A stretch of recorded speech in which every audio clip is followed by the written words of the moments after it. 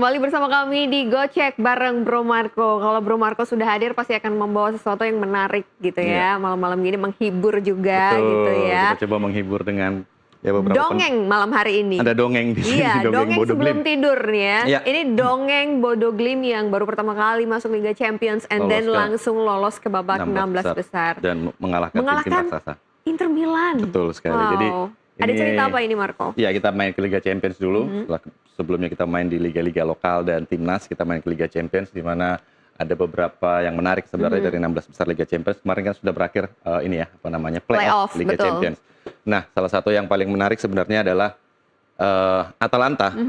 Sebelum kita bicara tentang dongeng Bodo Glimt, di sini ada Atalanta ini menjadi penyelamat marwah Serie A atau Liga Italia. Iya, di mana kita tahu selama ini Liga Italia sejak 2003-2004 ya Liga Champions mereka tuh selalu memiliki ada wakil betul. di babak 16 besar bahkan 12 dari 22 musim terakhir ada 3 wakil mereka yang selalu lolos ke babak 16 besar. Tapi pada musim ini mereka harus berjuang lewat babak playoff. Satu sudah tersingkir di Napoli, sudah tersingkir di fase Liga di mana di peringkat 30 dengan cuman berapa poin nih? 15 poin dan tersingkir di fase Liga. Lalu ada 3 tim lagi yang bertarung di fase playoff di mana ada Juventus di sana, tim-tim besar yang sudah pernah merajai, sudah pernah menjuarai Liga Champions.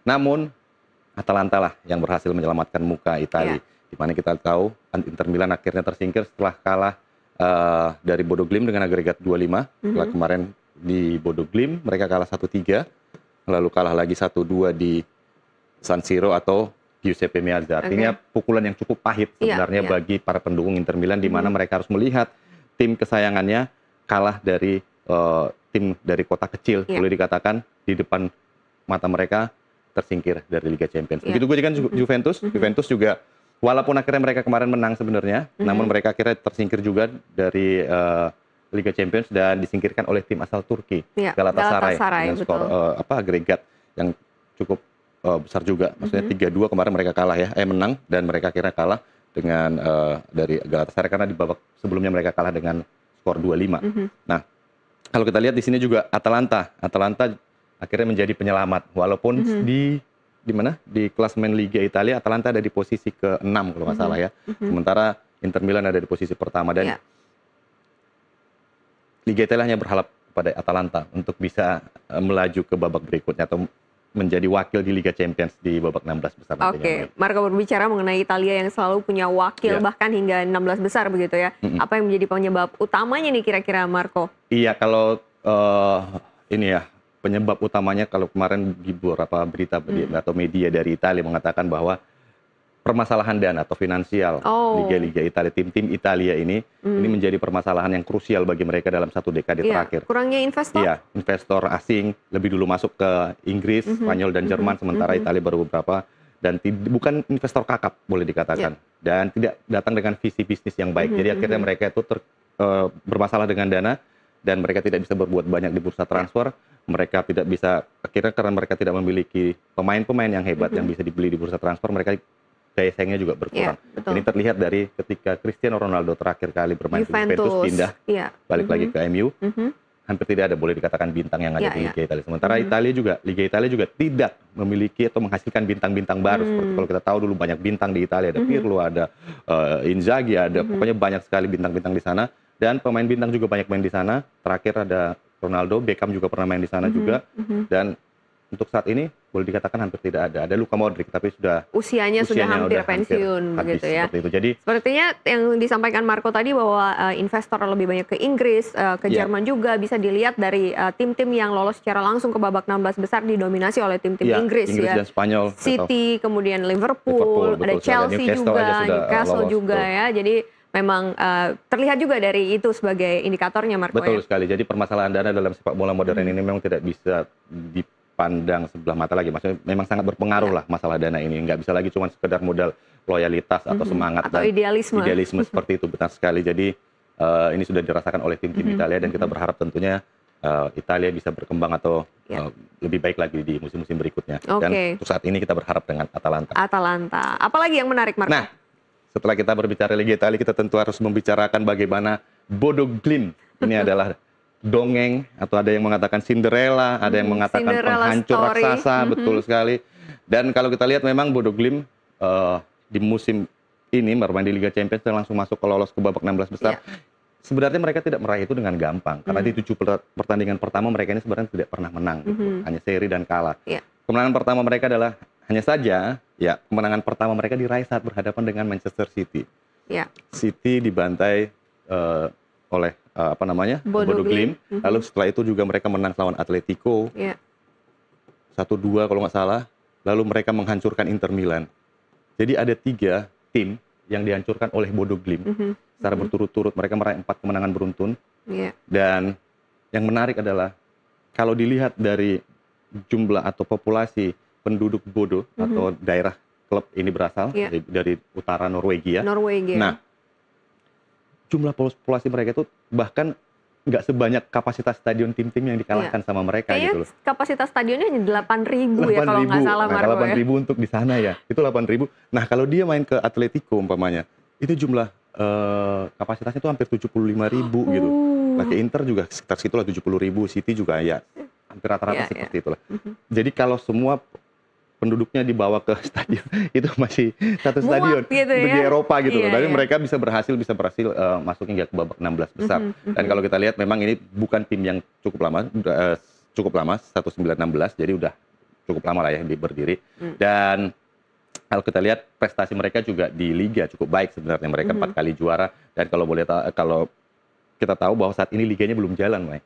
Karena masih nunggu musimnya lebih panas dulu dikit. Karena di sana salju. Jadi salju berkepanjangan. Cuacanya ya di Norwegia. Betul. Dan di utara pula lagi. Ini bagian utara. Jadi memang cuaca dingin di sana membuat sepak bola mereka itu harus beradaptasi. Dan mereka harus memulainya itu ketika agak cuaca lebih hangat. Betul sekali. Dan kalau dilihat juga dari hasilnya kemungkinan besar juga mereka selain memang sudah punya pengalaman juara liga. Tapi tentunya juga kemenangan atas tim-tim besar atau menghancurkan tim-tim besar ini juga menjadi support mental dan juga confident buat mereka ya Marco. Betul sekali. Jadi ada satu kunci sebenarnya kemenangan dari atau permainan dari Bodo Glimt ini adalah mereka itu pemain-pemain dengan mental yang luar biasa. Mereka bermain dengan secara tim, disiplin, kebersamaan. Mereka tidak menonjolkan individu.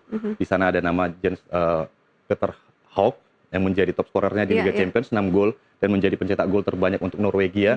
Dia juga kemarin ketika mencetak gol ke gawang Inter Milan, dia sempat mempertanyakan Bloomberg karena Bloomberg sebelumnya mendapat bola muntah atau berhasil merebut bola dari Akanji, tapi langsung mencetak atau menendang bola ke arah gawang. Dia sempat menanyakan kenapa nggak ngoper ke saya lagi kosong. Walaupun dia sudah akhirnya mencetak gol gitu. Dan ini artinya apa? Artinya mereka terbiasa bermain secara tim, tidak individu. Jadi apapun kesalahan di lapangan mereka komunikasikan. Jadi ini yang solid, betul. Jadi ini yang membuat Bodo Glimt ini akhirnya menjadi penghancur tim-tim raksasa yang ada di Eropa seperti itu. Kalau kita lihat ini adalah statistik mereka.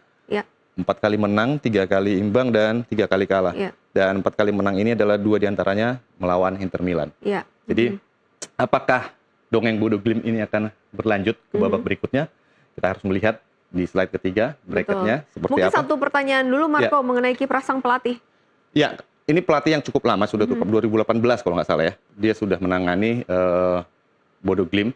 Dia sebelumnya asisten di sana, jadi akhirnya artinya apa? Artinya dia sudah cukup memahami karakter permainan atau karakter pemain-pemainnya yang ada di Bodo Glimt. Jadi ini pelatih lokal. Jadi, bukan dongeng yang dibangun dalam 1-2 tahun ya ternyata ya. Jadi dia cukup lama melatih di sana dan dia udah membangun dongeng ini sudah cukup lama dan dia mengenal seperti apa karakter pemain-pemainnya sehingga dia nggak takut menghadapi tim-tim besar pun. Dan ada menarik kutipan dari Kjetil Knutsen, ya kita agak susah melafalkan. Kjetil Knutsen. Nah, dia ada kutipan yang menarik. Kalau Bodo Glimt bisa mengalahkan tim-tim raksasa atau bisa menang, bisa lolos ke babak 16 besar, artinya tim manapun itu bisa melakukan hal yang sama. Dan ini penting bagi Liga Champions, di mana selama ini tim-tim yang cukup besar itu tim-tim dengan tim-tim kaya boleh dikatakan itu mendominasi Liga Champions. Dan ini menjadi salah satu titik awal lah bagi tim-tim kecil. Jangan lupa bermimpi, jangan takut bermimpi untuk bisa main di Liga Champions seperti itu. Nah, apakah Bodo Glimt akan berlanjut petualangannya? Berjalan lebih panjang?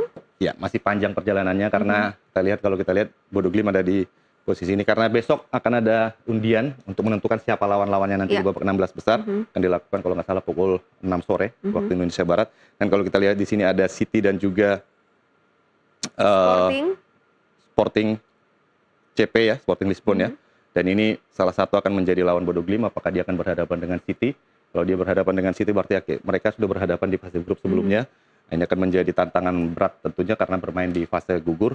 Dan yang menarik sebenarnya di sini kalau kita lihat juga adalah Real Madrid, Mai. Ini salah satu yang akan menarik besok, apakah dia akan kembali berhadapan dengan City. Karena dia di dalam potnya juga akan kemungkinan bisa berhadapan dengan City dan Sporting juga.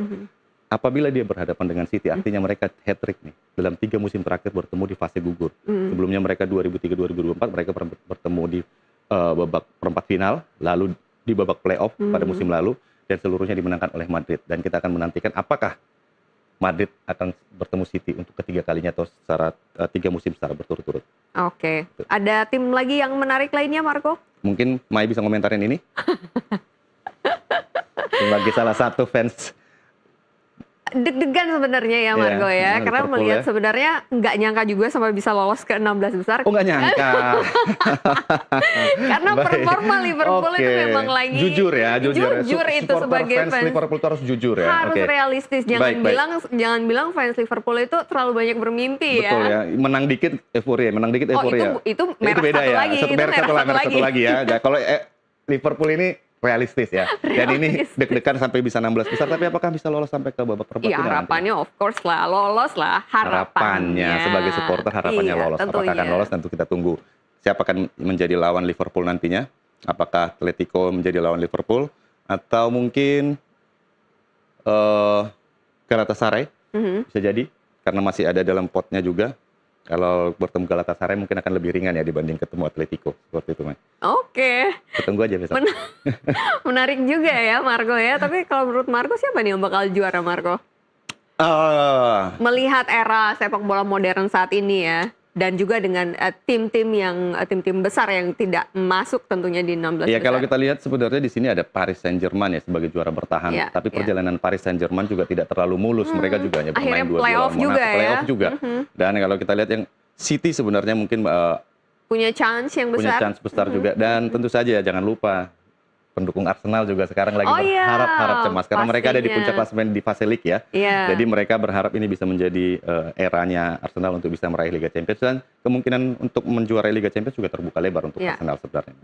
Liga Inggris saja dulu ya, karena kayaknya tiap musim kan selalu nggak jadi gitu. Oh gitu.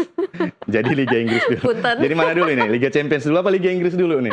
Inggris Atau harusnya. jangan-jangan bisa 2 nih, Liga Champions Bisa atau Liga jadi, Inggris? siapa tahu. Siapa tahu ya. Iya kan, ini hadiah buat para fansnya Ini suara fans Arsenal Liverpool ya. apa suara hostnya Nusantara? Hostnya NTV Sport dong. Senetral mungkin ya Marco. Senetral mungkin. Oke, anyway itu aja yang ingin Itu dulu yang disampaikan. bisa kita sampaikan terkait dengan 16 besar Liga Champions. Mungkin kalau besok sudah ada drawingnya, kita akan bahas lebih lanjut. Oke, kita akan update lagi drawingnya dan juga hasilnya akan seperti apa. Tentunya nantikan terus di NTV Sport. Terima kasih Marco untuk kebersamaannya hari ini. Makasih. Next time kita akan ngobrol yang lebih seru lagi. Thank you. Makasih, Mai. Kita masih ada informasi olahraga menarik lainnya. Tetap bersama kami di NTV Sport.